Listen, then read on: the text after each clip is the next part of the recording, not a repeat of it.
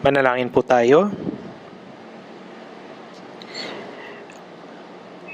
Aming banal na Ama, na puspos ng biyaya at pagmamahal, taos puso kaming nagpapasalamat sa iyo sa pagliligtas sa amin sa pamagitan ng iyong mahalagang biyaya, kapangyarihan at pag-ibig, at sa paggabay sa pagturo sa amin na mamuhay sa natitirang bahagi ng aming buhay sa iyong banal na katawan, ang Iglesia. Tulungan mo po kaming mapagtanto at malaman kung gaano kadakila ang biyaya at pagmamahal na natanggap namin mula sa Panginoon sa aming pang-araw-araw na buhay. Maliwanagan nawa kami at gabayan ang bawat isa at hayaang ang natitirang bahagi ng aming buhay sa mundong ito ay maging isang mahalagang buhay na nagsusukli ng kanyang biyaya para lamang sa kalwalhatian ng Diyos. Sa biyaya ng Panginoon, nagsasagawa kami ng summer retreat ngayong taon. Lubos ang aming pagpapasalamat sa biyaya ng Panginoon na tumutulong sa amin upang matapos ang lahat ng mga schedules ng walang anumang kahirapan hanggang sa huling araw. Nawa samahan kami ng Espiritu Santo at kumilos sa natitirang oras ng araw na ito upang higit pang tulungan at gabayan kami na makibahagi at manalangin ng sama-sama sa mahalagang gawain ng pagpapadala ng maraming kaluluwa kay Kristo at pagluwalhati sa iyo. Umaasa at hinihiling din namin sa Panginoon na alalayan kami hanggang sa wakas ayon sa kanyang dakilang kapangyarihan, biyaya at pag-ibig upang ang lahat ng nagtutulungan ay hindi mapagod. Punan at patnubayan ang lahat ng natitira naming oras ng mahalagang sandali na nagpapakita lamang ng iyong kalwalhatian at hinihilingin namin ito ng buong pagtitiwala sa iyong banal na Espiritu. Samahan at tulungan mo po kami. Nananalangin kami sa pangalan ni Jesus na nagligtas at pumoprotekta sa amin. Tignan po natin sa mga awit 144 verse 3 at 4. Mga awit 144 verse 3 at 4. Kung nahanap na, basahin natin ng sabay-sabay. Panginoon, ano ba ang tao upang siya'y iyong kilalanin o ang anak ng tao upang siya'y iyong isipin? Ang tao ay katulad ng hininga, gaya ng aninong nawawala ang mga araw niya. Sa oras na ito po ay sinasagawa sa Gongchu ang ika-6 na retreat na nagsimula kahapon. Kasama natin ang Panginoon at maraming tao ang nagsumikap na maisagawa ang unang 5 retreat ng walang anumang kahirapan. Maraming salamat at talagang magpapasalamat po ako kung makakasama namin kayo sa pagdarasal na walang anumang hindi ka nais-nais na mga pangyayari ang maganap sa mga nalalabing oras at para sa maraming nawawalang kaluluwa na makabalik sa Panginoon. Ngayon, sama-sama nating pag-isipan ang Biblia na tumutuon sa mga awit 144 verse 3. Panginoon, ano ba ang tao? Ang awit 144 ay isinulat ni David. Kung titingnan natin yung verse 3 at 4, ito'y parang kabiguan o kahirapan ng buhay. Ano ang saysay ng buhay? Maaari nating isipin na ang buhay ay walang kabuluhan dahil sinabi ng Biblia na ang lahat ng ito ay para lamang isang aninong lumilipas. Upang ipaliwanag ang tanong ni David, anong uri ng pag-ibig meron ng Diyos para sa taong ito kung ang kanyang buhay ay tila walang kabuluhan at walang halaga? Sa ibang kahulugan, hindi masyadong malayong sabihin na ang tanong ay, sino ka Diyos na nagmamahal sa mga tao? Kung mas pag-iisipan natin yung tanong na ito ay parang, sino ang Diyos at bakit mahal na mahal niya ang mga tao? Sa huli, ang sagot sa tanong ay ang kalwalhatian ng Diyos. Ang tanging dahilan kung bakit nananatili ang mga tao at mundo ay para sa kalwalhatian ng Diyos. Nilikha ng Diyos ang mga tao para sa kanyang kalwalhatian. Kung titingnan natin ang lipunan ngayon, kapansin-pansin ang ugali ng mga tao ay naging napakalupit at hindi mapigilin.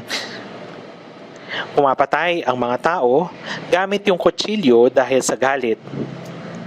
At kapag napapagalitan Nang magulang yung mga anak na late nang umuwi, sinasaksak niya yung kanyang magulang hanggang sa mamatay. At binubugbog ng mga bata sa elementarya yung kanilang guro hanggang sa mamamatay o kaya naman ay magpakamatay yung kanilang guro. Nakikita natin yung kaguluhan. Nakikita rin natin yung pagkasira ng lahat ng relasyon ng tao. Hindi lamang po ito sa Korea. Nagiging pangkaraniwang tanawin na ito sa buong mundo. Bakit nagiging ganito ang mga tao? Hindi kasi nila alam kung ano ang tao. Tinanong ni David, Panginoon, ano ba ang tao? At wala ni isang tao na talagang makakasagot ng tama sa tanong na iyon. Hindi po yung mga pilosopo. Hindi rin po yung mga religyoso. Hindi rin yung mga scholar ang talagang makakasagot ng tanong, yung tanong na kung ano ang tao. Ang tanging aklat na tumutukoy sa isang tao ay ang Biblia. Kung hindi alam ng tao kung sino siya, masama ang ugali niya at nagiging walang kabuluhan ang kanyang buhay. Kaya nga kung hindi alam ng mga tao kung sino sila, masama yung ugali nila at nagiging walang kabuluhan ang kanilang buhay. Hindi niya alam o hindi nila alam ang layunin at kahalagahan ng buhay o kung bakit nga ba sila nabubuhay. Kaya't tayo ay nabubuhay sa mga huling araw ng mundo kung saan ang mga tao'y walang katuturan sa kanilang sariling mga isipan. At sila ay nagagalit at inilalabas ito sa ibang mga tao. Ngunit kung alam talaga ng mga tao kung sino sila, kung bakit sila nasa mundo, kung ano yung layunin ng kahulugan at kahulugan ng kanilang buhay, hindi po sila mabubuhay ng gayong paraan. Yung Biblia po ay komplikado. Ito ay isang hindi manipis na aklat. Ito ay isang medyo makapal na aklat na may maraming mga tauhan at kaganapan. Gumawa tayo ng mabilis na buod ng Biblia. Sa Biblia na kung saan maraming mga tauhan at kaganapan. Kaya naman gumawa tayo ng mabilis na buod ng Biblia at tatawagin ko silang mga tauhan upang mas madali natin itong maunawaan. Yung tauhan na ito, 4 po sila. 4. Una, ang tao. Pangalawa, si Satanas. Pangatlo, si Jesus. Pang-4, mga Kristiyano. Malinaw na sinasagot ng Diyos sa Biblia na ang tao ay nilikha para sa kalwalhatian ng Diyos. Nabubuhay tayo upang luwalhatian ng Diyos. Ang mga tao ay hindi nag-evolve mula sa mga unggoy. Anong ginagawa ni Satanas? Si Satanas ang nagnanakaw ng kalwalhatiang ibinigay ng Diyos sa tao. Si Jesus ay naparito sa lupa upang ibalik ang kalwalhatian ng Diyos na inalis ni Satanas. Sa wakas, yung mga Kristiyano ay ang mga nakatanggap ng kalwalhatian na hinahangad pabalik ni Jesus.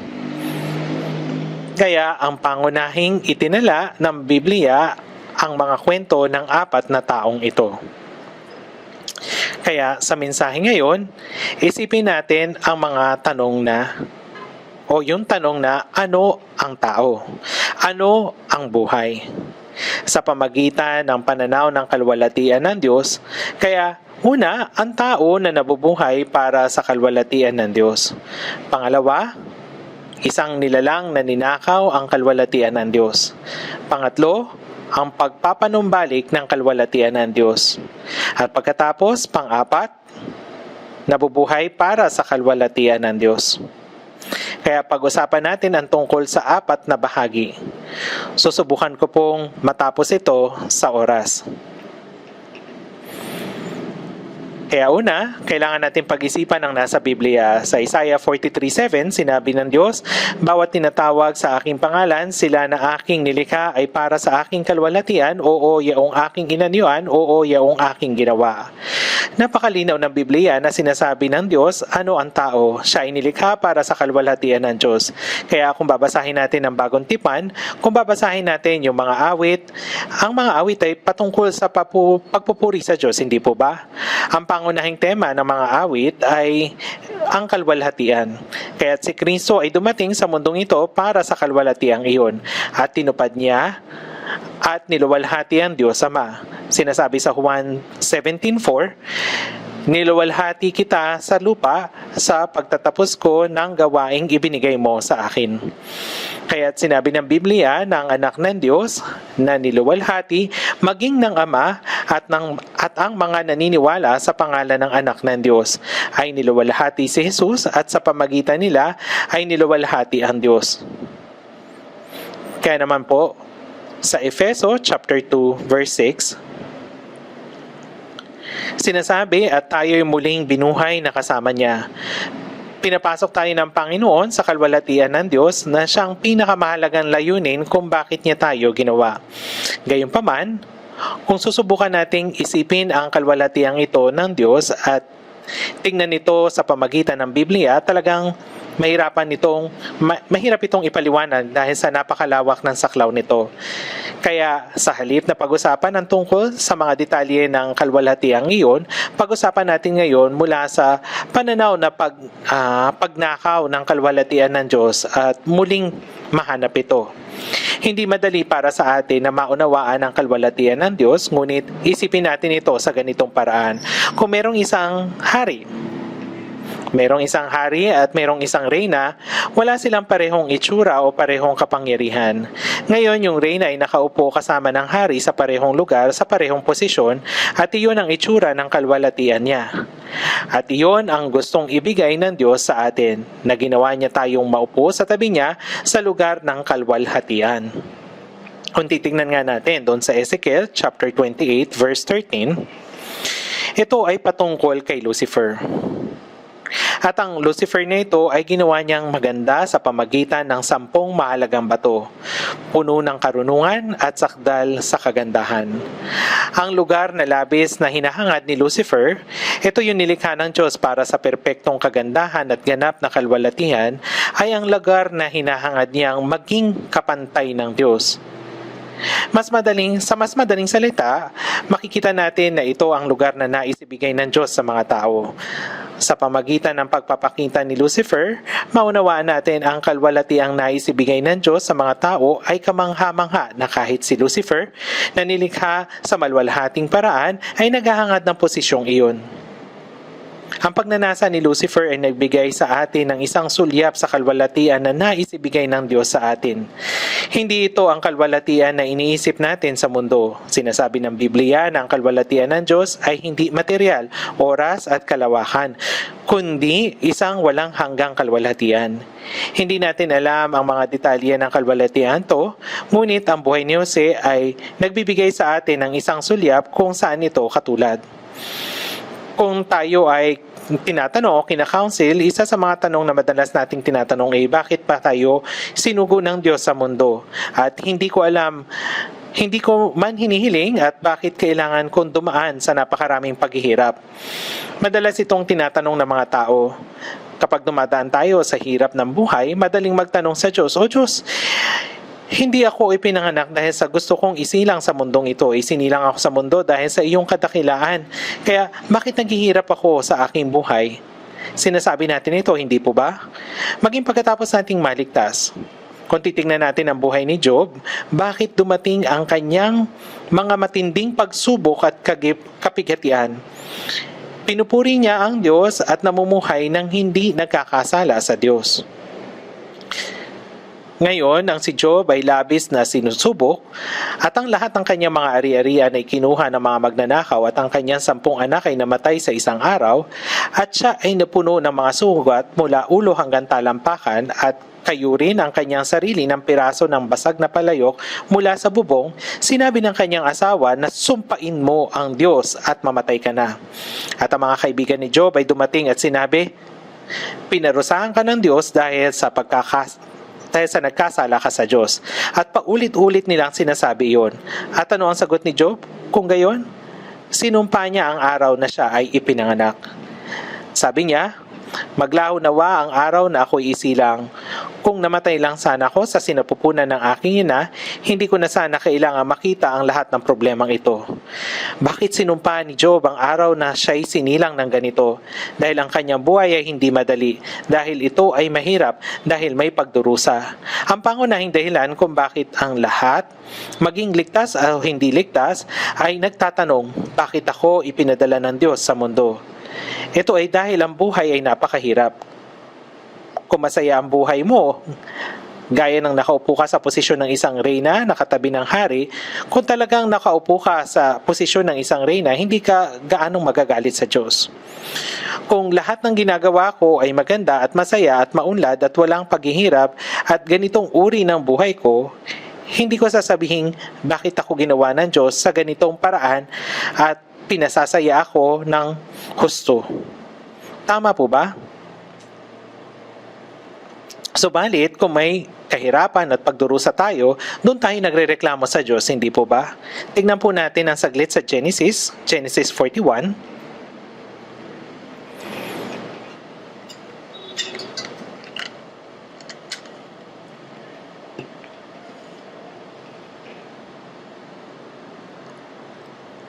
Sa Genesis 41, si Jose matapos siyang ibenta sa Ehipto, matapos siyang maging alipin, pagkatapos niyang makulong, ay binigyan ng kahulugan ang panaginip ng Paraon. At habang binibigyan kahulugan ni Jose ang panaginip, sinabi ng Paraon ang tungkol sa kalooban at plano ng Diyos. Sa Genesis 41, verse 35. Tipunin nilang lahat ang mga pagkain nitong dumarating na masaganang taon at ikamalig ang mga trigo sa ilalim ng kamay ng Paraon bilang pagkain ng mga bayan at itabi ang mga ito. Ang pagkain ay magiging laan para sa lupain sa 7 taong tagutom na mangyayari sa lupain ng Ehipto upang huwag mapuksa ang lupain dahil sa tagutom.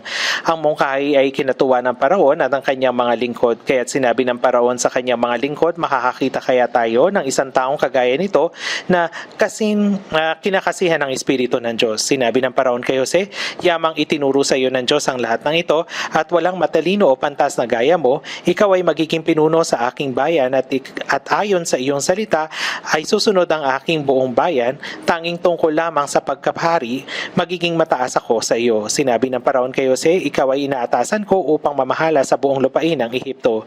Inalis ng Paraon sa kamay niya ang kanyang singsing at inilagay sa kamay ni Jose at siya'y sinuutan ng pinong lino at inilagay ang isang kwintas sa gitna ng kanyang leeg. Siya'y pinasakay niya sa karwahe na araw ng ikalawang pinakamataas na pinuno at sila'y sumigaw sa unahan niya, lumod kayo, sa gayoy inilagay sila bilang puno ng buong lupain ng Ehipto. Pagkatapos ng panahon ng pagdurusa ni Jose, 13 taon po yun. Halos kapantay na niya ngayon yung Paraon bilang pinuno ng Ehipto. Hindi siya naging katulad ni Paraon, ngunit siya ay naging punong ministro na may parehong kapangyarihan na mayroon si Paraon. Ngayon, lagi po tinuturo ng Biblia na mayroong kalwalatian pagkatapos ng pagdurusa. Ngayon, kung isipin natin yung 13 years na paghihirap ni Jose, hindi kaya sinumpa ni Jose yung kanyang kapanganakan? Mas gugustuhin ko pang hindi na isilang kaysa mabuhay sa bilangguan ng ganito. Maring nanalangin siya sa Diyos ng ganito, gaya ni Job. Diyos ko, bakit mo ako dinala sa mundong ito?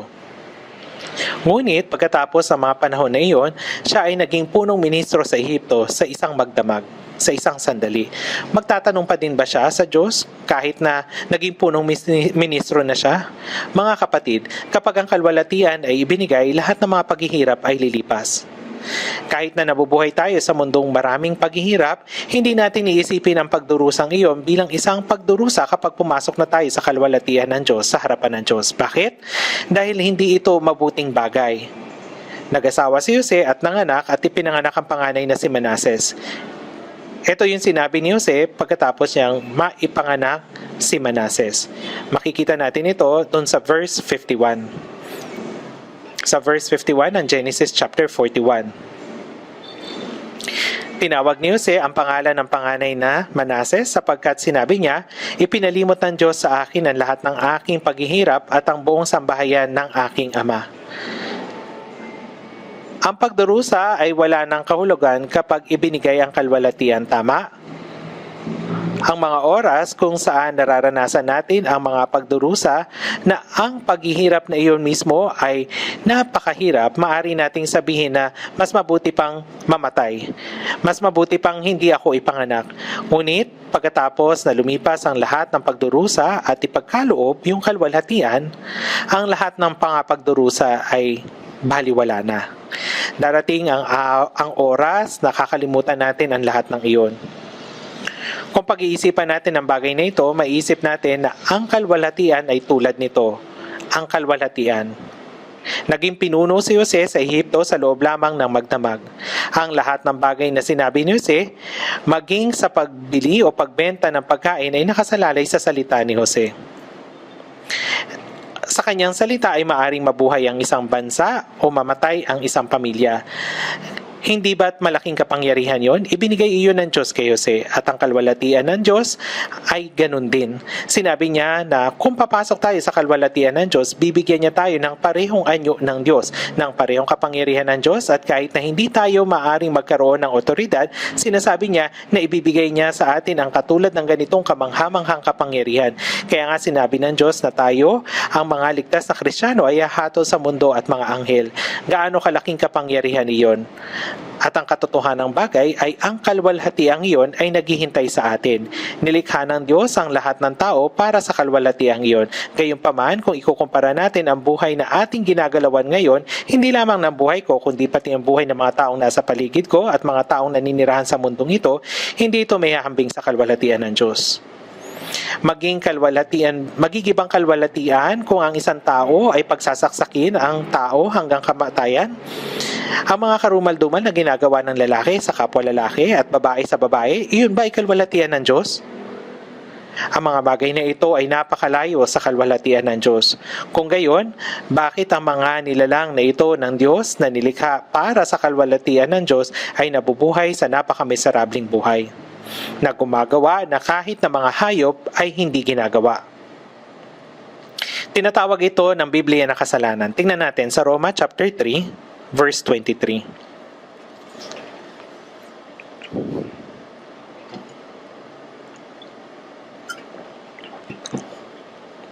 Roma chapter 3, verse 23. Roma chapter 3 verse 23, basahin po natin ng sabay-sabay. Yamang ang lahat ay nagkasala at hindi nakaabot sa kalwalhatian ng Diyos. Kung babasahin natin yung verse na ito sa ibang paraan, nangangahulugan na kayang abutin ng tao ang kalwalhatian ng Diyos bago sila nagkasala.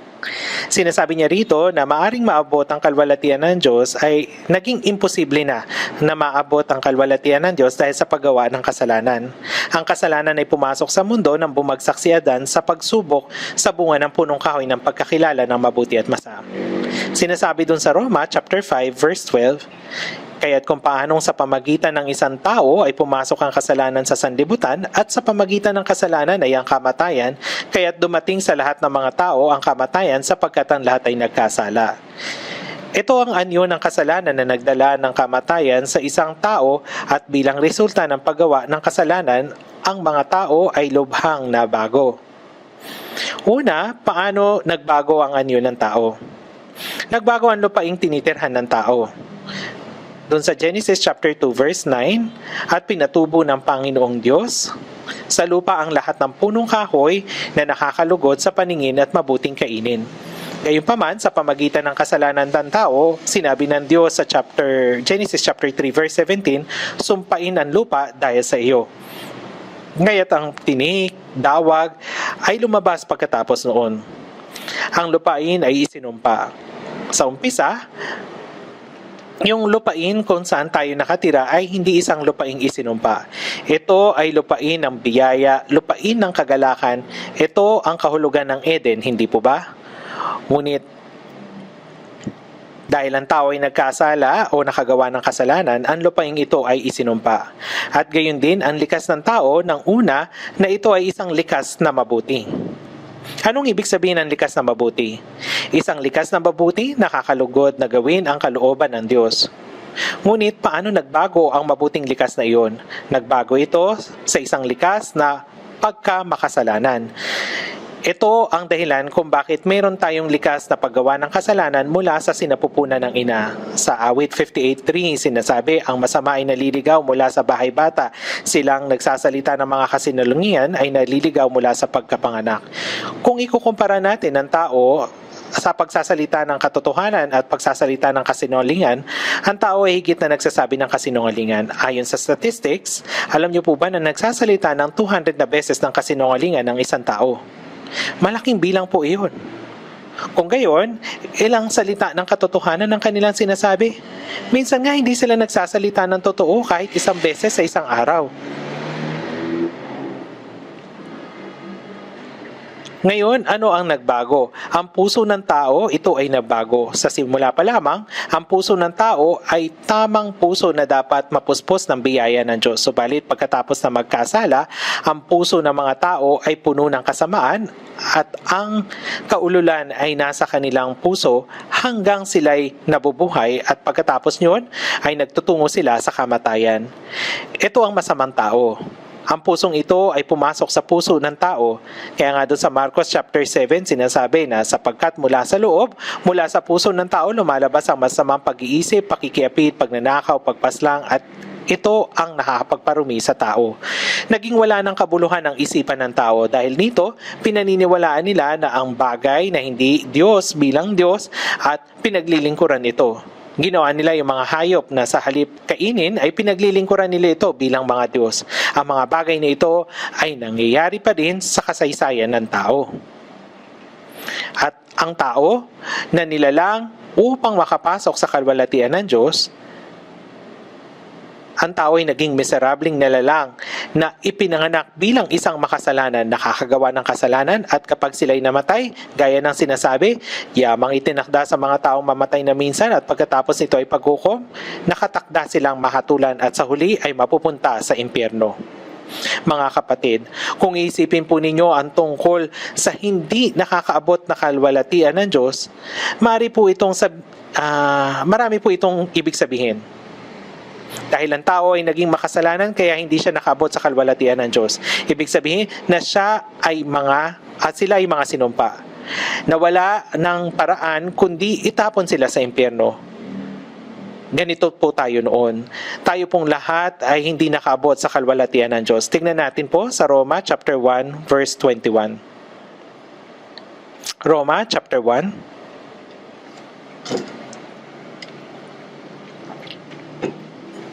Roma chapter 1 verse 21.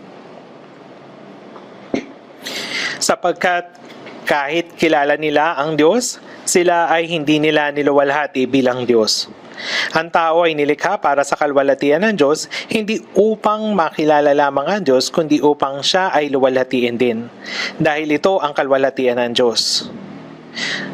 Sapagkat kahit kilala nila ang Diyos, siya ay hindi nila niluwalhati bilang Diyos ni pinasalamatan man, kundi naging walang kabuluhan sa kanilang mga pangangatwiran at ang kanilang mga puso at ang mga puso nilang walang katuturan ay nagdilim. Ito po yung una sa aspeto tungkol sa kanila na mga hindi nakabot sa kalwalhatian ng Diyos at sa mga nabubuhay sa ganitong sitwasyon. Binago nila yung kalwalhatian ng hindi nasisirang Diyos sa mga imaheng kahawig ng tao na nasisira o ng mga hayop na may apat na paa at ng mga gumagapang at nabubuhay silang iniisip na sila ay mga matatalino sa kanilang sariling paraan. Mga kapatid, kung ating titignan ang mundo kung saan tayo nabubuhay ngayon, ang kaalaman sa pag-aangad ng pisikal na kaginawaan at makamundong mga bagay ay lubusan ng umunlad. Hindi ba ito na yung panahon ng ang sibilisasyon kung saan ang pagiging makasarili ng mga tao ay umabot na sa kasukdulan? Sinasabi ng mga siyentipiko na hindi nila alam kung hanggang kailan naabutin ito. Hindi nila alam kung hanggang saan naabutin ang paglago ng kaalaman ng tao. Ang mga tao ay nabubuhay ng mas higit na masagana at komportable, ngunit sa kabilang banda, mentally ay hindi sila masagana. Hindi na nila nakikilala ang tao kung sino sila. Sinasabi pa nila na sa unggoy raw nang galing ang tao. Hindi nalalaman ng tao ang layunin ng buhay at kahulugan nito. Actually, 30 or 40 years ago, bago pa man napaunlad ng tao ang siyensya, mayroong karaniwang tanong ang tao. Ano nga ba ang buhay? Bakit nga ba nabubuhay dito? Ito ang madalas na tanong ng mga tao. Hindi lang ito tanong ng mga pilosopo, maging mga ordinaryong tao, tinatanong din ito. Ngunit ngayon, wala nang nagtatanong nito. Dahil ito na ang mundo kung saan hindi na tayo matututo. Mabilis na magkaroon ng mga tao ng kaalaman patungkol sa sanlibutan, pero sa realidad, wala namang natuturo ng kaalaman patungkol sa Diyos. At maging kaalaman patungkol sa tao. At kahit saan, wala nang sino man ang natututo nito. Bakit po? Maging yung mga tao na nagtuturo ay nabubuhay na walang alam tungkol dito. Hindi na nila kilala yung tao at hindi ba parang ipinapakita nila na yung mga tao ay parang mga hayop. Ito yung panahon kung saan ang kalwalatian ay hindi nasisirang Diyos ay napalitan ng imahe ng kahawig ng tao. Tingnan natin sa Roma chapter 1 verse 26. Dahil dito ay hinahayaan sila ng Diyos sa mga makahalay na pagnanasa, ipinagpalit ng kanilang mga babae ang likas na pakikipagtalik sa dilikas. At gayon din naman ang mga lalaki nang iwan ang likas na pakikipagtalik sa mga babae ay nag-alab ang kanilang pagnanasa sa isa't isa. Gumagawa ng kahalayan ng mga lalaki sa kapwa lalaki at tumatanggap sa kanilang sarili ng kaparusahan ng kanilang pagkakamali. Sila na mga nilikha para sa kalwalatian ng Diyos ay nabubuhay na ayon sa natural na pagkaayos ng bagay. Mga kapatid, tingnan ninyong tahimik ang kalikasan. Maliban sa mga tao, ang lahat ng mga hayop at mga halaman na nilalang ng Diyos ay nabubuhay ng ayon sa natural na pagkakaayos. Yung tubig po ay umaagos mula sa taas papunta sa mababa. Yung tubig ba umaagos ng mula sa baba pa itaas? Hindi po. Kung ganon, ay magiging itong saluhat. Hindi na ito natural. Sa mga hayop, ang mga babae at ang mga lalaki ay nagtatalik at nagkakaanak. Ito po ay natural lamang. Yung mga bulaklak sumisibol sa panahon ng tagsibol, yung mga dahon ay nalalagas sa panahon ng taglagas, at ang mga niebe ay bumabagsak sa panahon ng taglamig. Hindi ba ito yung natural? Gayunpaman, ang pagkasira ng mga bagay na ito ay pagsalungat na nangyayari. Sa kasamaang palad, ang panahon na kinabubuhay natin ngayon ay hindi na natural, kundi ito ay salungat na. Bakit? Sila na mga hindi nakaabot sa kalwalatian ng Diyos ay hindi nabubuhay naturally, kundi salungat. Sinasabi doon sa Mateo chapter 5 na ang Diyos ay nagpapasikat ng araw at nagpapaulan ng pantay-pantay sa lahat ng tao. Subalit sa katapusan ng panahon, hindi na katulad nito. Sa kabilang dako ay umuulan ng malakas, samantalang sa kabilang dako ay sobrang init kaya nagkakaroon ng sunog sa kagubatan. Ito po ang itsura. Hindi ito po ba ay itsura ng natural? Hindi po. Kaya nga sinabi doon sa Amos chapter 4 verse 12, sapagkat aking gagawin ito sa inyo, humanda ka sa pagsalubong sa iyong Diyos o Israel. Sinasabi po ito ng Diyos.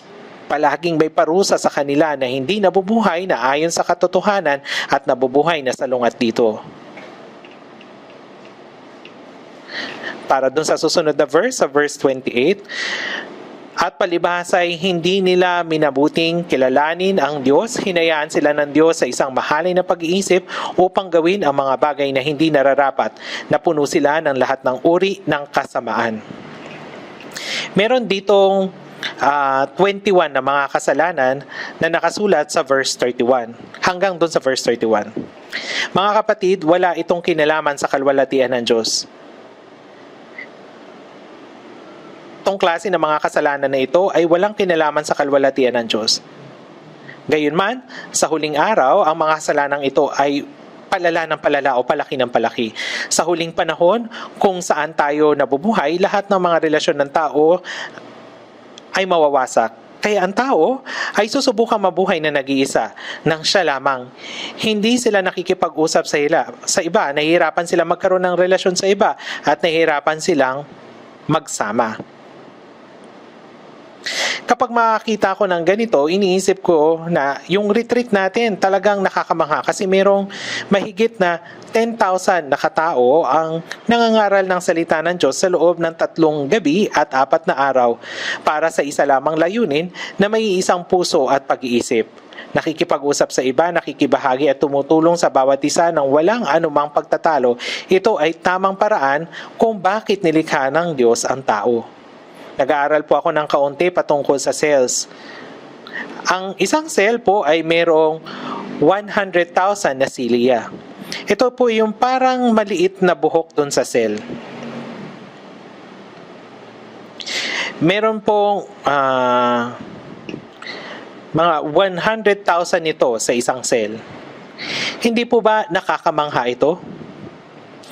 Mga kapatid, nakikita ba ng mga mata ninyo yung mga cilia na ito? Ang hindi nakikitang cell na mayroong 100,000 na cilia. Yung 100,000 na mga cilia ay mayroong komunikasyon sa iba pang mga cells. Nakakamangha, hindi po ba?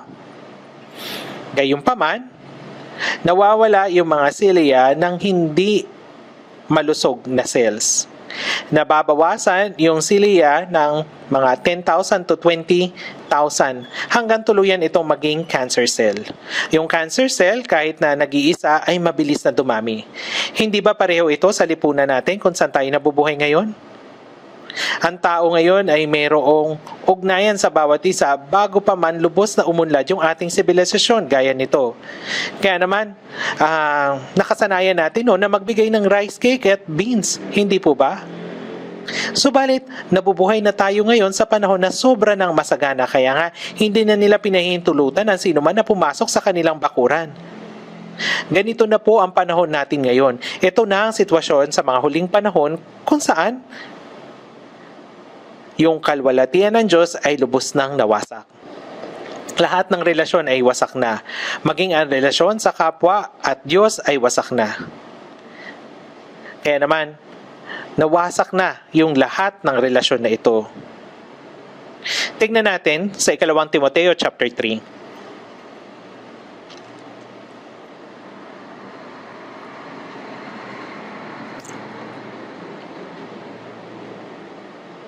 Ikalawang Timoteo, chapter 3.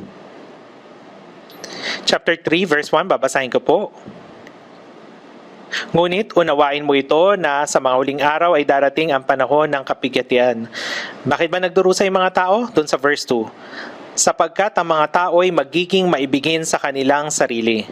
Walang anumang pagdurusa kung ibigin natin ang ating kapwa. Kaya tulad din ng sinasabi ng kautusan, ibigin mo ang Panginoon mong Diyos ng buong puso mo, ng buong kaluluwa mo, ng buong lakas mo at ng buong pag-iisip mo. Ang relasyon sa pagitan ng Diyos ay napakahalaga. Gaya nito, iniibig natin ng buo ang Diyos at ang ikalawang utos naman po, ibigin mo ang iyong kapwa ng gaya ng iyong sarili. Walang pagdurusa ang darating kung sa ganitong paraan tayo mabubuhay.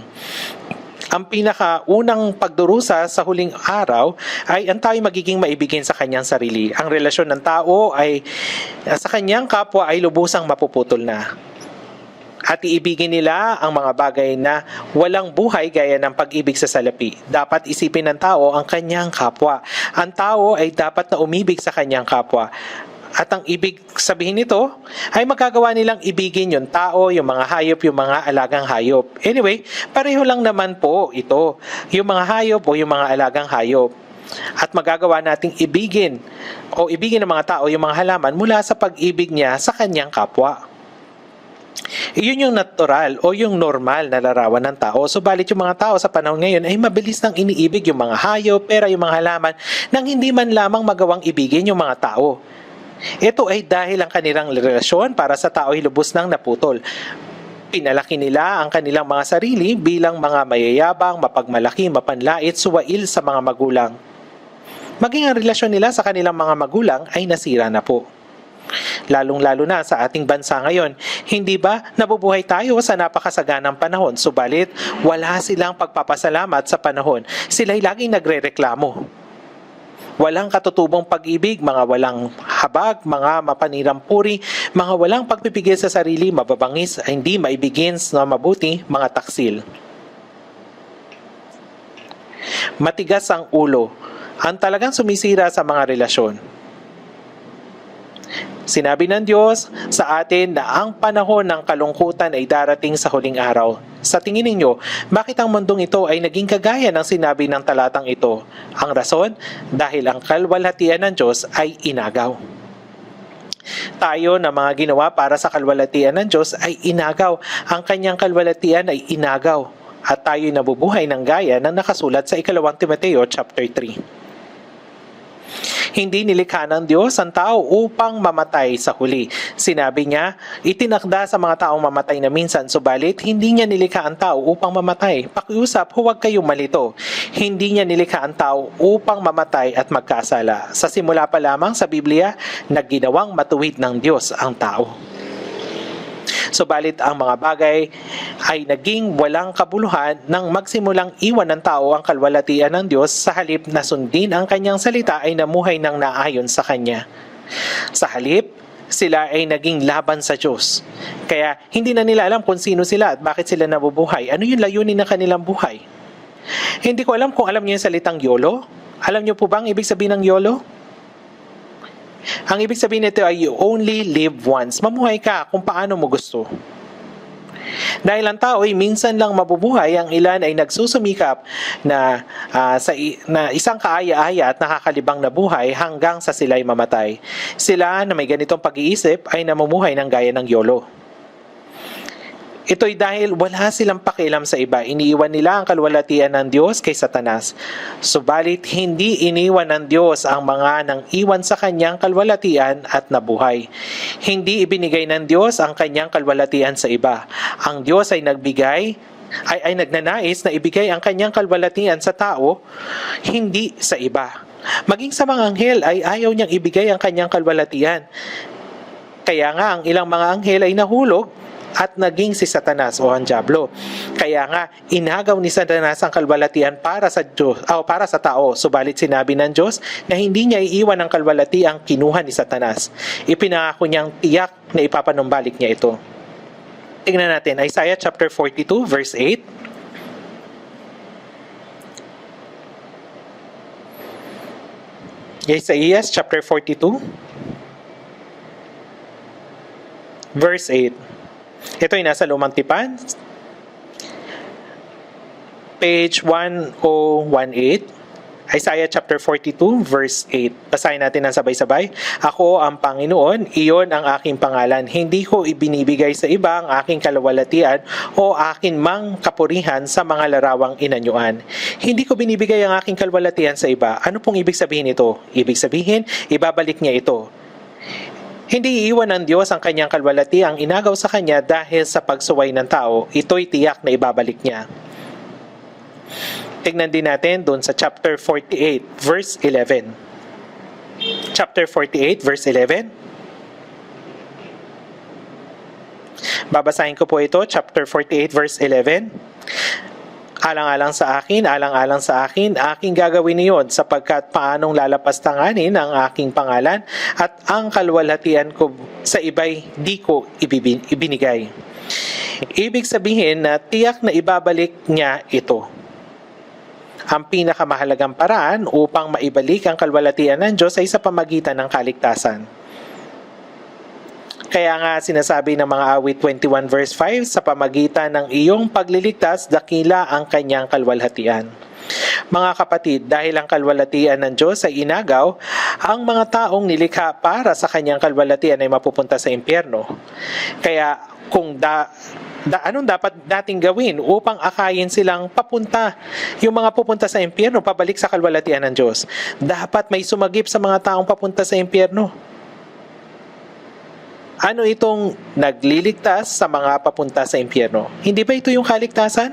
Ang kaligtasan ng kaluluwa, sinong pumunta sa mundo upang isakatuparan ng kaligtasan ng kaluluwa? Si Jesus, upang ipanumbalik ang kanyang kalwalatian. Ito'y si Jesus na dumating sa mundo dahil dito.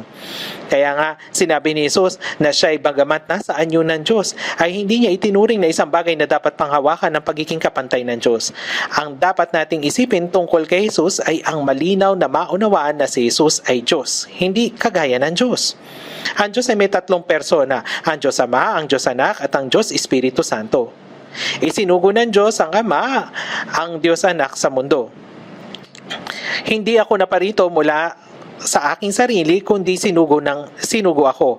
Sinabi niya na siya'y naparito sa mundong ito upang isakatuparan ng kalooban ng Ama. Ano ang nilalaman ng pagsasakatuparan ng kalooban ng Ama? Ang patawarin ang kasalanan ng tao, sa ibang salita, upang ipanumbalik ang kanyang kalwalatian na iniwan ng tao. Ito yung kaligtasan.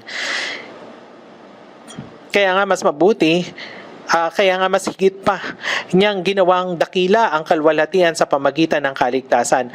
Ang unang paraan para sa makasalanan na iwan ang kalwalatian ay ang pumasok sa kalwalatian ng Diyos. Ito yung makatanggap ng kaligtasan ng kaluluwa.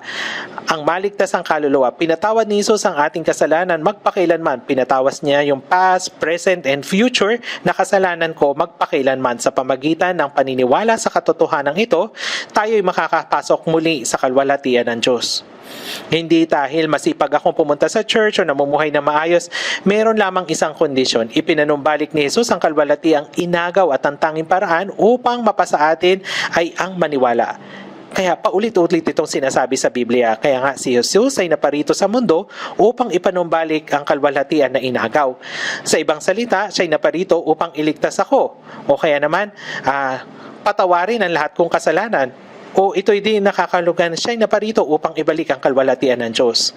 At sa katotohanan, ipinanumbalik ni Jesus ang inagaw na kalwalatian, kaya nga doon sa krus sinabi niya, natupad na. Ang gawain na itinalaga sa kanya ng Diyos Ama ay naisakatuparang lahat. Sa ibang salita, na ipanumbalik niya yung kalwalhatian na inagaw sa kanya. Sa ibang salita ulit, pinatawad niya ang lahat ng kasalanan ng tao.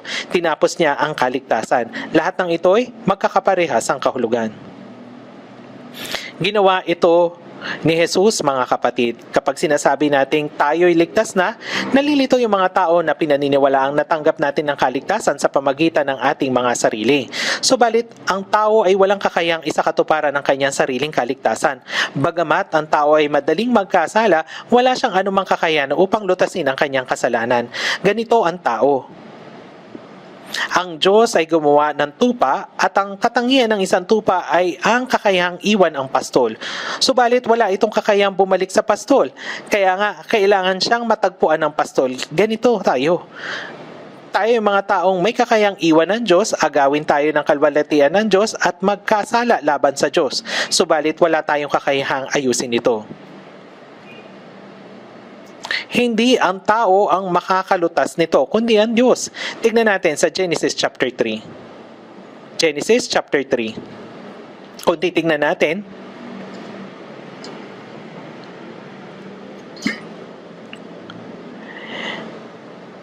titingnan natin kung paano kinain ng tao ang bunga ng punong kahoy ng pagkakilala ng mabuti at masama at nagkasala, eksaktong naging nating makikita kung ano tayo. Genesis chapter 3 verse 7. At parehong nabuksan ang kanilang mga mata at nalaman nilang sila'y mga hubad, magkasama silang nagtahi ng mga dahon ng puno ng igos at kanilang ginawang panakip. Sinaway ng tao ang Diyos at kinain ang bunga ng punong kahoy ng pagkakilala ng mabuti at masama. Ang unang ginawa nila pagkatapos nila ay pagkatapos nilang makain, ay nahiya sila at nagtahi ng dahon ng igos at ginawa nilang panakip ng kanilang kahiyan. Ito ang unang ginawa nila. Yung pangalawa naman ay doon sa verse 8, narinig nila ang tinig ng Panginoon Diyos na lumalakad sa halamanan. Sa malamig na bahagi ng maghapon, nagtago ang lalaki at ang kanyang asawa sa Panginoon sa mga punong kahoy sa halamanan. Ang ikalawa, ang nilang ginawa, kung iisipin natin, ay ginawa rin natin ng mga bata tayo. Maaring nagtatago tayo kapag tayo ay nagkasala. Hiyang-hiya. Sigurado kung may isa o dalawa tayong naalalang ganitong mga bagay nung tayo mga estudyante po. Kapag hindi natin nagawa yung homework sa bahay habang pumapasok tayo sa school, ano yung tumatakbo sa ating isip? O sana masunog yung school ngayon. O kaya naman iniisip natin, sana may sakit ang teacher ngayon. Pero hindi yun nangyayari, tama po ba? Ano yung susunod na sunod nilang ginawa? Inihayag ng Diyos yung kasalanan at inilantad at kinausap sila tungkol sa kasalanan. Yun yung sa verse 11. At sinabi niya, sino nagsabi sa inyong ikaw ay hubad? Kumain ka ba ng bunga ng punong kahoy na inutos ko sa iyo na huwag mong kakainin? Ano yung ikatlo? Doon naman sa verse 12, sinabi ng lalaki, ang babaeng ibinigay mo sa akin ay na makakasama ang nagbigay sa akin ng bunga ng punong kahoy ay ito'y kinain. Nagdahilan. Kanino ba kayo nagdadahilan? Sa Diyos? At pagkatapos sa tao, gaya nito, gumagawa tayo ng kasalanan at pagkatapos ay mahihirapan sa buhay. At yung unang papasok sa isip natin ay nagkasala ako dahil sa taong iyon. Kung hindi dahil sa taong iyon, hindi ako gagawa niyon. Gumagawa tayo ng dahilan. Bakit ba nilapit sa akin ng Diyos yung taong iyon? Kung hindi yun nangyari o hindi lamang pinahintulot ng Diyos, hindi sana ako nagkasala. Ito yung parehong ginawa ni Adan.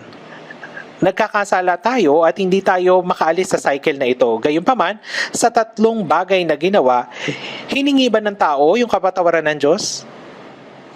Hindi. Diyos, nagkasala ako, pakiusap, patawarin mo ako. Sinabi ba ito ni Adan? Hindi. Hindi niya ito sinabi. Nagkasala yung tao, gumawa ng problema, pero wala siyang kakayahang solusyonan ito. Maging yung pagnanais na ayusin ito ay wala sa tao. Ganito talaga tayo bilang tao. Kaya sa gayong paraan, nawala yung kalwalatian ng Diyos sa atin at nagkasala tayo. Yung Diyos, yung nagpapanumbalik ng lahat ng ito. Hindi tayong mga tao. Ginawa lahat ito ng Diyos. Kaya ano yung unang bagay na ginawa ng Diyos para sa tao? Gumawa ang Diyos ng kasuotang balat at sila'y dinamitan. Kasuotang balat. Ngunit yung ginawa ng tao, yung ginawa ni Adan ay damit na gawa ng dahon ng puno ng igos. Gayunpaman, ginawa ng Diyos sina Adan at Eva ng kasuotang balat. Ano yung pagkakaiba ng dalawang damit? May isa lamang pagkakaiba. Walang dugo sa damit na ginawa ng mga tao dahil sa dahon ng puno ng igos. Walang buhay na inialay. Pero yung damit na ginawa ng Diyos para sa kanila ay gawa sa patay na hayop. At meron itong dugo. Upang mapatawad ng Diyos yung kasalanan ni Adan at Eva, kinuha ng Diyos yung walang salang hayop at pinatay ito. At pagkatapos ay binalatan ito at isunuot sa kanila. Kaya ito yung nagtakip ng kanilang kahiyahiyang kasalanan.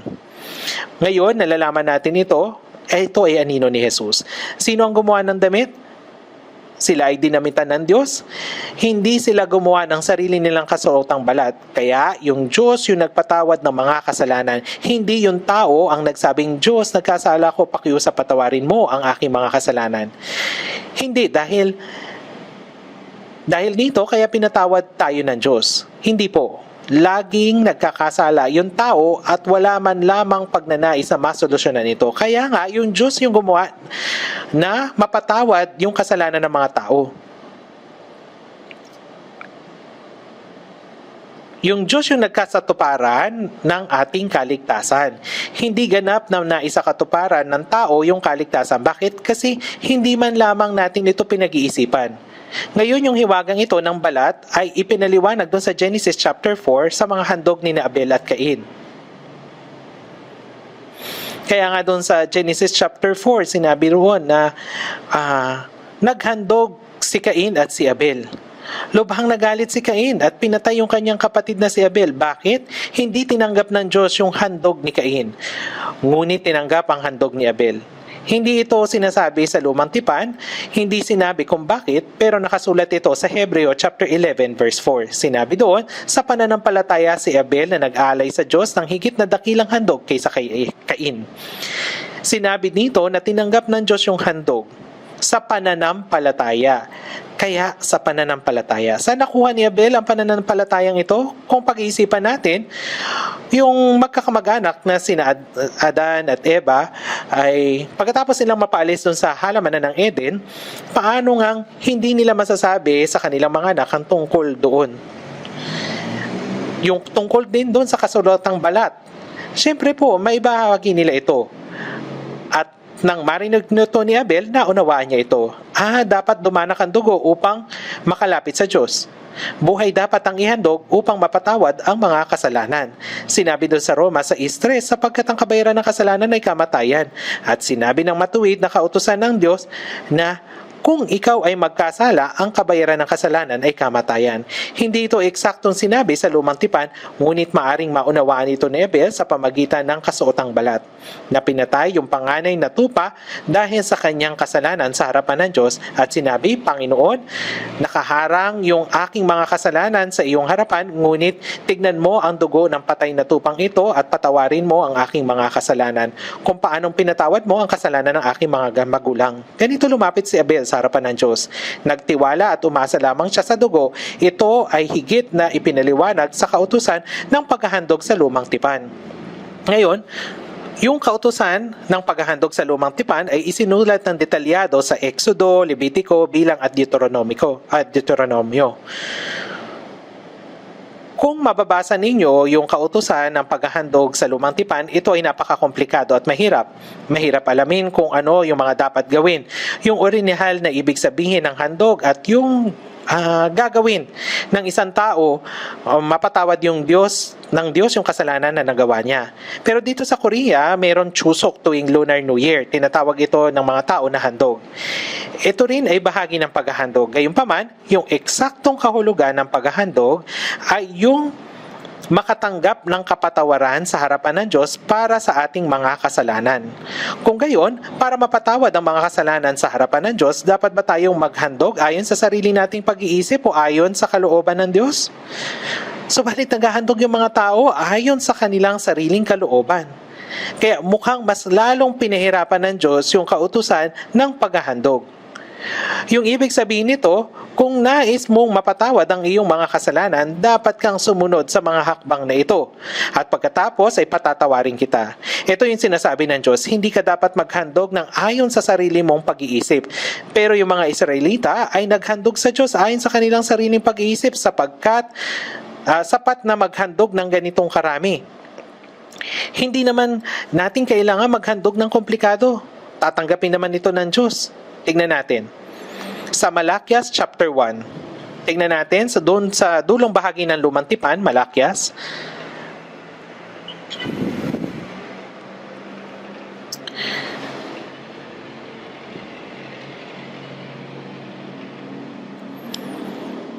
Babasahin ko po yung Malakias chapter 1 verse 6. Verse 6 hanggang 8. Iginagalang ng anak ang kanyang ama at ang mga utusan ang kanyang amo. Kung ako nga'y isang ama, nasaan ang karangalang nararapat sa akin? At kung ako ay isang amo, nasaan ang paggalang na para sa akin? Sinabi ng Panginoon ng mga hukbo sa inyo, o mga pari na humahamak sa aking pangalan, inyong sinasabi, paano namin hinahamak ang iyong pangalan?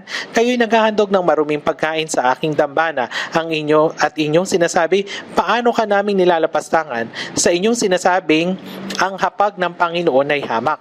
Kapag kayo'y naghahandog ng mga bulag na hayop bilang alay, di ba masama iyon? At kapag kayo'y naghahandog ng pilay at may sakit, hindi ba masama iyon?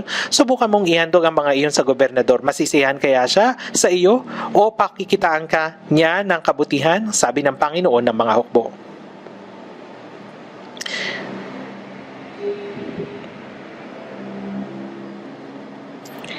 Naghahandog sila sa Diyos ng mga bagay na walang halaga maski sa tao. At sinasabi, sapat na ito. Hindi naman kailangan malinis o walang dungis at saka mga patay na handog naman ito, kaya hindi kailangang malinis. Naghahandog sila sa Diyos ayon sa sarili nilang pag-iisip. Ano ang gaya nito sa panahon natin? Ito yung mga reliyosong tao na hindi naunawaan yung pag-ibig ng Diyos. Yung pagpunta sa church tuwing Sunday ay kaligtasan na para sa kanila. Lahat ng ito ay kaisipan ng tao. Sinasabi ng Biblia na hindi makakapunta sa langit yung mga tao kahit na namumuhay pa sila ng mabuting buhay. Pero pinaniniwalaan ng mga tao yung kanilang pag-iisip. Yung mga sumusunod sa kautusan at gumagawa ng mabuti ay siyang pupunta sa langit. Kailangan mo daw maghandog na marami. Lahat ng ito ay handog sa Diyos ayon sa kaisipan ng tao. Ginagawa nilang magarbo yung paraan ng pag-worship. Iniisip nila na pupunta sila sa langit sa pamagitan nito, kaya nga sa kasalukuyang Christian worship ritual ay binabago upang maging magarbo at sophisticado. Iniisip ng mga tao na sa paggawa nito ay makakapunta sila sa langit. Ang lahat ng ito ay mga handog para sa Diyos gamit yung pag-iisip ng tao.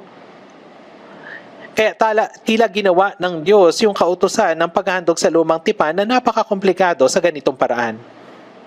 Ito'y upang ibuod yung kautusan sa paghahandog sa lumang tipan.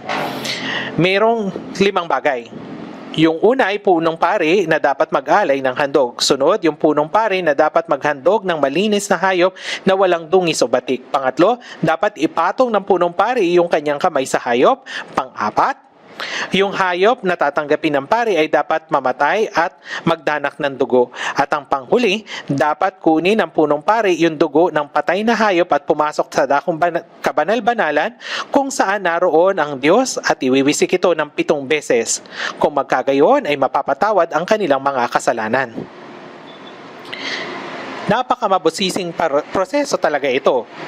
Si Jesus, siya po ay naparito sa mundo upang hugasan ang ating mga kasalanan. Pagkatapos, hinugasan ba ni Jesus ang mga kasalanan natin ayon sa inaatas na proseso? Kung hindi, maaaring naghandog si Jesus ng mga alay ayon sa sarili niyang kaisipan. At hindi ito tatanggapin ng Diyos. At hindi rin mapapatawad ang ating mga kasalanan. Kaya ayon ba sa kalooban ng Diyos ang ginawang sakripisyo ni Jesus? Tingnan po natin sa Hebreo. Hebreo, hindi ko maipapakita ang lahat ng ito dahil sa wala na po tayong sapat na oras. Gayunpaman, tingnan natin sa chapter 8. Hebreo chapter 8.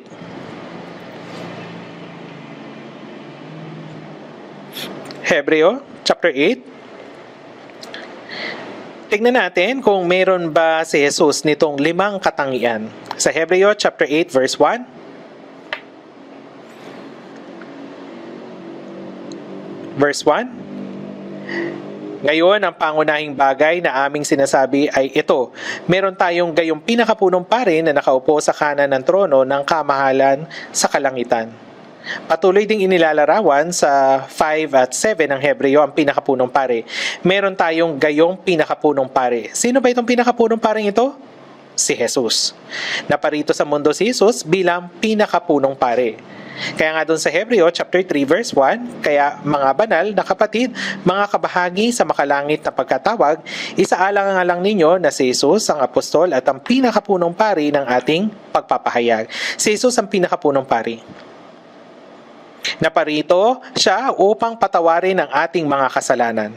Ang pangalawa, ang pinakapunong pari ay dapat maghandog ng alay sa Diyos. Ano ba ang tungkulin ng pinakapunong pari? Ito ay nasa Hebreo chapter 8. Sapagkat itinalaga ang bawat pinakapunong pari upang maghandog ng mga handog ng mga kaloob at ng mga alay, kaya't kailangan din namang siya'y magkaroon ng kanyang ihahandog. Ang pinakapunong pari ay ang taong maghahandog ng mga alay sa Diyos at siya'y tagapamagitan sa Diyos at sa tao na humihingi sa Diyos ng kapatawaran sa mga kasalanan sa pamagitan ng mga handog na alay.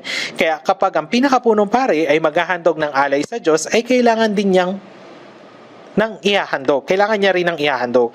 So, balit anong uri ba ng handog ang inalay sa lumang tipan? Ito ay walang dungis, malinis na hayop. Kung gayon, kailangan din si Jesus na may maihandog. Ano nga ba yung hinandog o inalay ni Jesus? Doon sa Hebreo chapter 9 verse 23, kaya't kailangan na ang mga sinipi mula sa mga bagay sa kalangitan ay linisin ng mga ito. Ngunit ang mga bagay sa sangkalangitan ay sa pamagitan ng higit na mabubuting handog kaysa sa mga ito, mga sinipi mula sa mga bagay sa kalangitan. Ito'y tumutukoy sa mga handog sa panahon ng lumang tipan. Tumutukoy ito sa dugo ng hayop. Ay linisin ng mga ito, ngunit ang mga bagay sa sangkalangitan ay sa pamagitan ng mayroong tunay na at totoong mga bagay. Ano ba ang mas mabuting handog kaysa dugo ng hayop? Ito po yung katawan ni Jesus. Kaya sa unang Juan chapter 3 verse 5, nalalaman ninyo na siya'y nahayag upang mag-alis ang mga kasalanan at sa kanya'y walang kasalanan. Doon sa Hebreo chapter 10 verse 10, at sa pamagitan ng kalooban niya, tayo'y ginawang banal sa pamagitan ng pag-aalay ng katawan ni Kristo, minsan magpakailanman.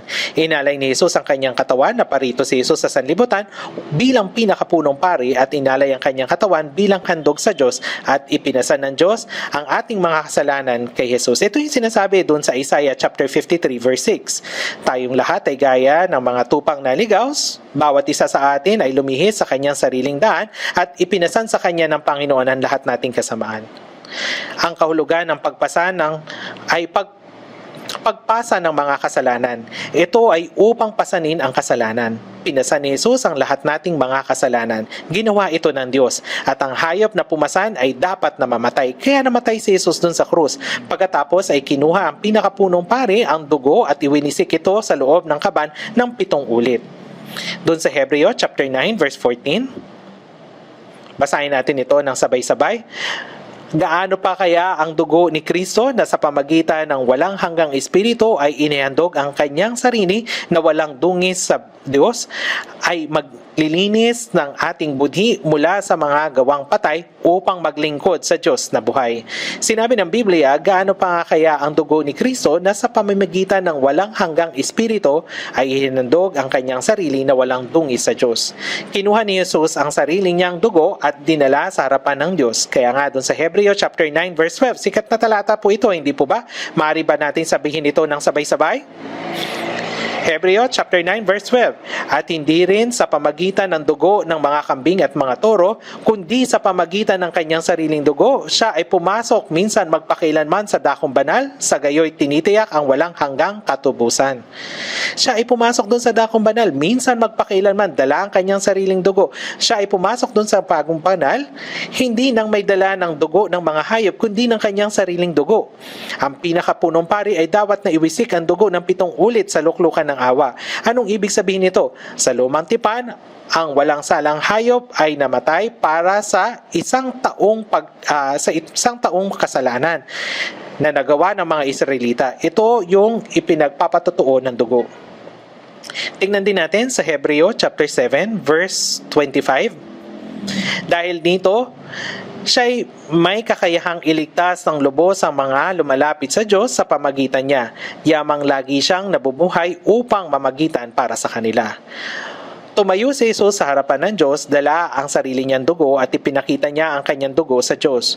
O Diyos, namatay ako para sa kasalanan nila. Namatay ako para sa kasalanan sa nakaraan, kasalukuyan at hinaharap ng lahat ng mga tao mula sa panahon ni Adan hanggang sa katapusan ng panahon. Kaya may lakas ng loob na tayong makalapit sa Diyos dahil sa kanyang dugo. Mga kapatid, ang mga bagay na ito ay nakasulat sa Biblia, hindi po ba? Si Jesus ang Diyos at namatay siya sa krus 2,000 taon nang nakakaraan at pinatawad niya ang lahat nating mga kasalanan magpakailanman. Ang katotohanan ito ay nakasulat sa Biblia. Kung gayon, ano ang dahilan bakit nagawa natin itong sampalatayanan? Paano ba ito sasampalatayanan? May mga nagsasabi na namatay si Jesus para sa kasalanan ng mga tao. Gayunpaman, hindi natin mapapaniwalaan ang sinasabi nila. Pero sinabi ni Jesus na namatay siya sa krus para sa ating mga kasalanan at pinatawad ang lahat kong mga kasalanan magpakilanman. Ang dahilan kung bakit natin ito napaniwalaan ay dahil sa muling pagkabuhay ni Jesus. Kung wala ang muling pagkabuhay ni Jesus, hindi natin ito mapapaniwalaan. Kaya nga dun sa unang Korinto chapter 15, kung hindi muling nabuhay si Jesus, kung si Jesus ay hindi muling binuhay, ang iyong pananampalataya ay walang kabuluhan. Kayo'y nananatili pa rin sa inyong mga kasalanan. Si Jesus ay muling nabuhay kaya sinasampalatayanan natin ito. Kaya namatay sa krus si Jesus at nabuhay na muli at pinatawad ang mga kasalanan natin sa nakaraan, kasalukuyan at hinaharap. Kaya makagawa man tayo ulit ng kasalanan na hindi sinasadya, wala namang dahilan na pumunta ulit si Jesus upang mag-alay. Wala nang dahilan. Ano ang ibig sabihin ng walang hanggang kaligtasan? Ibig sabihin, hindi na tayo kailanman papasok sa impyerno. Tingnan po natin sa Isaiah chapter 45.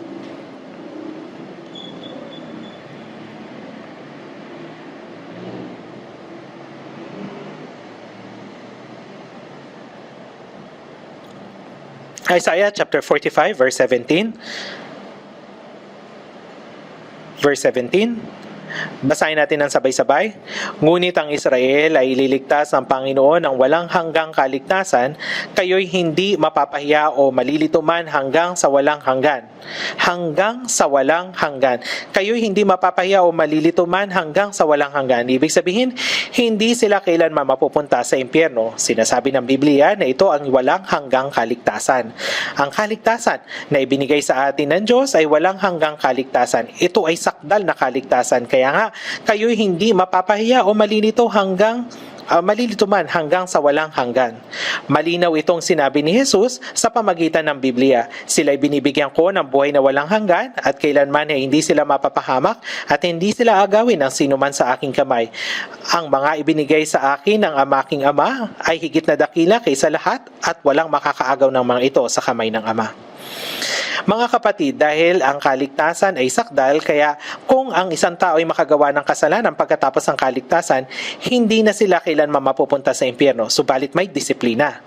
Dapat nating matutunan ang tungkol dito sa loob ng church sa ating Christian life. Okay po? Dahil hindi sapat ang oras, sa huli ay pag-aaralan natin kung paano mabuhay bilang Kristiyano para sa kalwalatian ng Diyos. Ganito po yung tinuturo ng Biblia sa unang Korinto chapter 10.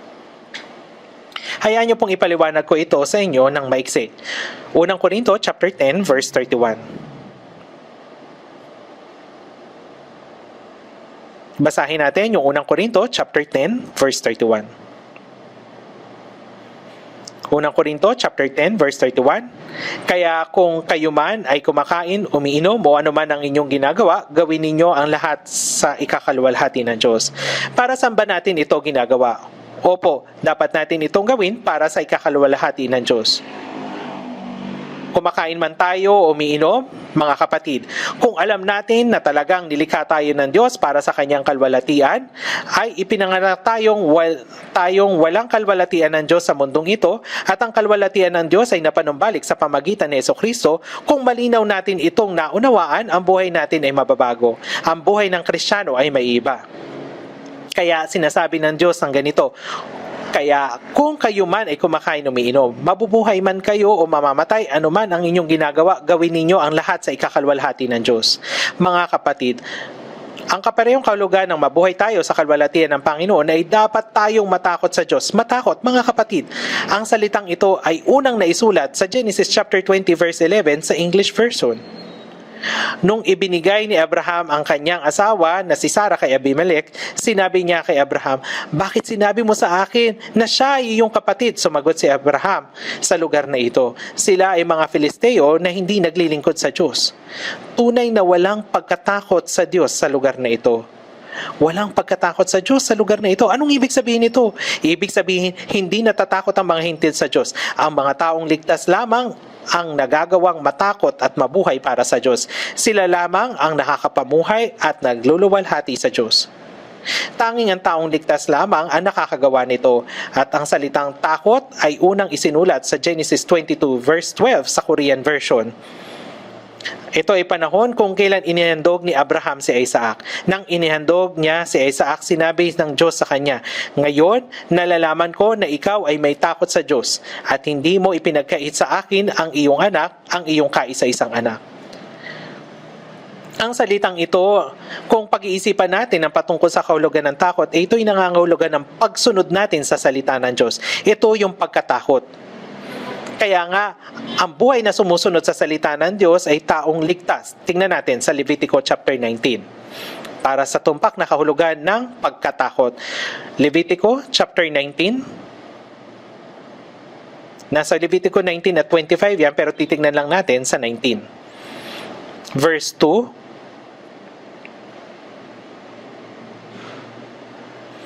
babasahin ko po, Levitico 19, verse 2 hanggang 3. Magsalita ka sa buong kapulungan ng mga anak ni Israel at sabihin mo sa kanila, kayo'y magpakabanal sapagkat akong Panginoon nin Diyos ay banal.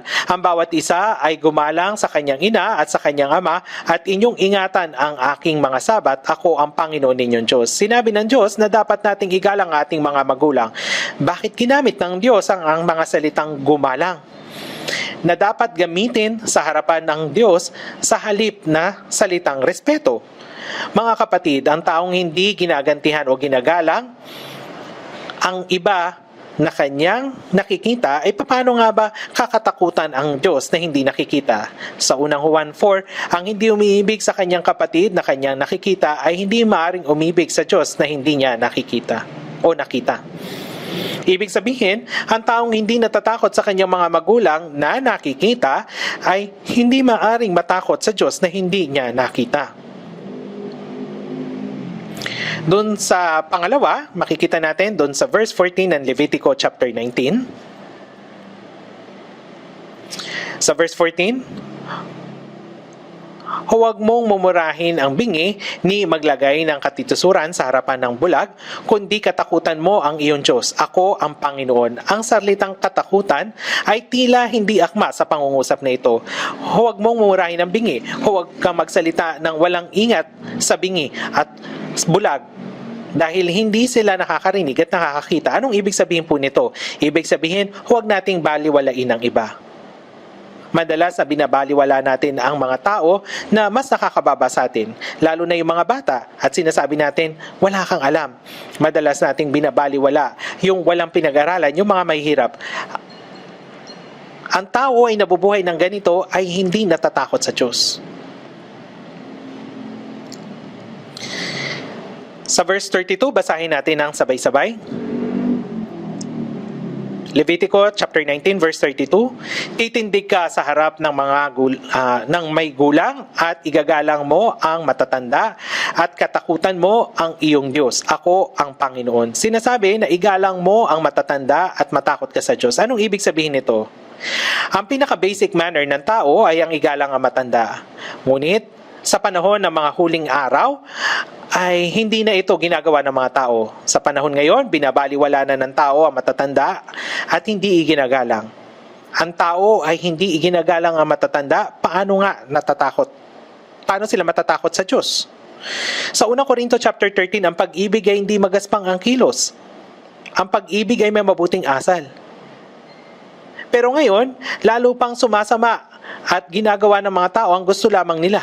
Ginagawa nilang katatawanan ang mga matatanda. Paano nga matatakot sa Diyos ang mga ganitong tao? Sinasabi ng Biblia na hindi ganito ang buhay ng mga taong lumuluwalhati sa Diyos. Mga kapatid, tayo yung mga taong lumuluwalhati sa Diyos. Dapat nating luwalhatiin ng Diyos. Tayo ay nilikha para sa kalwalhatian ng Diyos. Ngunit ipinanganak na pinagkaitan ng kalwalhatian ng Diyos, gayunpaman isinugo ng Diyos ang kanyang anak upang mamatay, upang muli nating makamit ang kalwalhatian at sa pamagitan ng pananampalataya dito, muli tayong makapasok sa kalwalhatian ng Diyos. Pagkatapos, paano naman tayo mamumuhay hanggang sa araw na muli nating katagpuin ang Panginoon? Dapat nating luwalhatiin ng Diyos. Kung paano, anong uring buhay ito? Ito ay buhay na natatakot sa Diyos. Bakit po? Mga kapatid, yung buong katungkulan ng tao, sabi sa Ecclesiastes chapter 12 verse 13, ay matakot ka sa Diyos at sundin ang kanyang mga utos. Ang luwalhatiin ng Diyos, ito ay ang katungkulan natin, pero hindi tayo nabubuhay ng ganito. Hindi natin niluluwalhati ang Diyos sa parehong paraan. Hindi po ito Christian life, mga kapatid. Pare-pareho tayong nakatanggap ng kaligtasan. Natanggap natin ang kaligtasan sa pare-parehong paraan. Pero bakit magkakaiba ang Christian life ng isa't isa? Magkakaiba ang kaligtasan bang natanggap natin? Hindi po. Ito ay dahil magkakaiba ang pagkakaunawa natin sa kalwalhatian ng Diyos. Naunawaan natin ang bigat ng kasalanan ng isa't isa. Magkakaiba ang pag-ibig natin sa Panginoon, kaya magkakaiba din ang pamumuhay natin. Subalit, ang pinatawad ng kaunti ay nagmamahal ng kaunti. Ang mga taong pinatawad ng kaunti ay nagmamahal ng kaunti. Jesus, mailit lamang ang nagawa kong kasalanan, kaya hindi mo na kailangan patawarin ang kasalanan ko. Ang mga taong nag-iisip ng ganito ay hindi magagawang ibigin si Jesus ng malaki. Dahil iniisip niya na maliit lamang ang pag-ibig ni Jesus. Iniisip niya na hindi naman siya makasalanan. Mga kapatid, ano ba ang naunawaan natin habang nagbabasa tayo ng Biblia? Habang marami tayong nababasa sa Biblia, ano ba yung naunawaan natin? Unti-unti nating naunawaan kung gaano kadakila ang biyaya at pag-ibig ng Diyos. Naunawaan natin kung gaano tayo kamiserabling makasalanan. Paano pinatawad ng Diyos yung ating kasalanan? O Diyos, sino ka ba? Paano mo ako nagawang patawarin? Panginoon, ano ba ang tao upang siya iyong kilalanin o ang anak ng tao upang siya iyong isipin? Ano ba ang nakatagong tanong na ito?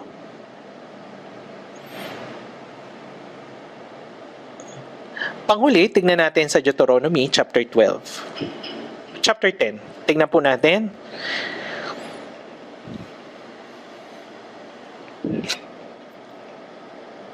Deuteronomy chapter 10.